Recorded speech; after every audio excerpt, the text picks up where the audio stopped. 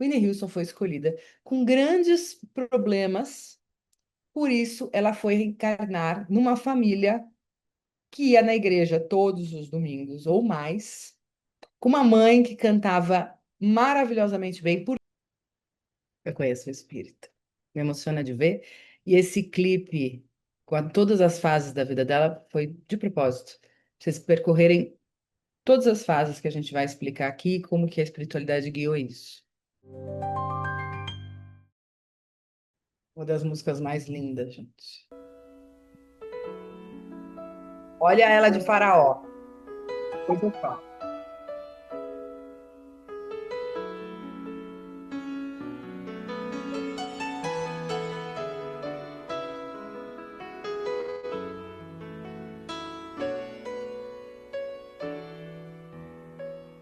I believe the children are our future. Teach them well and let them lead the way. Show them all the beauty they possess inside. Give them a sense of pride to make it easier. Let the children's laughter remind us how we used to be. Everybody searching for a hero. Vamos lá.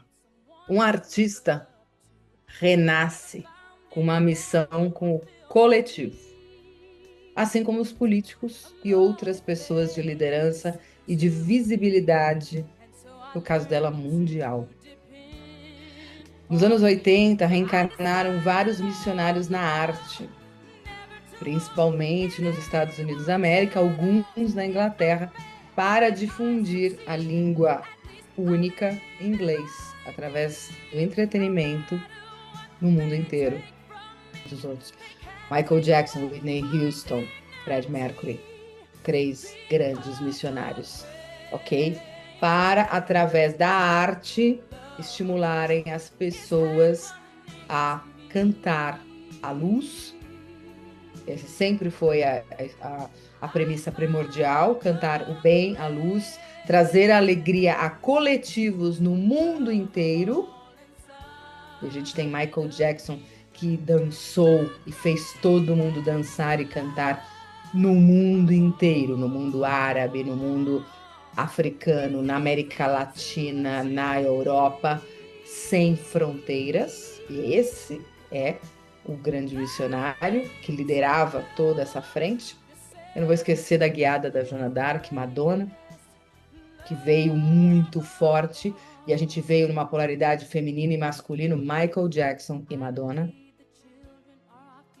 E a gente tem na área gospel muito forte Aretha Franklin, que nasceu um pouquinho antes como grande missionária, Whitney Houston, a Mariah Carey, que nasceu branca, renasceu branca, entre outras maravilhosas e maravilhosos artistas que não estou aqui a nominar. Whitney Houston, um espírito com grande necessidade de crescimento evolutivo, reencarna na Terra, nos Estados Unidos, em uma família cristã batista, nos Estados Unidos, onde o gospel está pegando grande importância depois da Motown, da Aretha Franklin e do Martin Luther King, mesmo que não era cantor, mas que fez parte. Eu fui até o Teatro Apollo em Nova York, onde todos eles cantaram, Michael Jackson, todos os grandes artistas negros no Harlem, e era ali que a Motown via todos os grandes artistas e lançava. Whitney Houston foi por uma outra frente, a frente das igrejas, que muito presente nos Estados Unidos e muito desenvolvido a visibilidade das igrejas gospel nos Estados Unidos, batistas, presbiterianas, por aí vai, devido ao maravilhoso mentor, um dos mentores dos Estados Unidos, chamado Martin Luther King. Se vocês estudarem a história americana, vocês vão entender todo esse raciocínio de Jesus. Ele manda uma alma à luz, extremamente elevado. Martin Luther King faz um trabalho, Martin Luther King, de união da América, entre brancos, negros e todos os outros, não tínhamos ainda os latinos nos Estados Unidos da América, faz com que o canto das igrejas saia das igrejas e vá para o público final. Como na Itália, para popularizar a arte, veio Pavarotti e logo em seguida Andrea Bocelli, com o desencarne de Pavarotti através do câncer.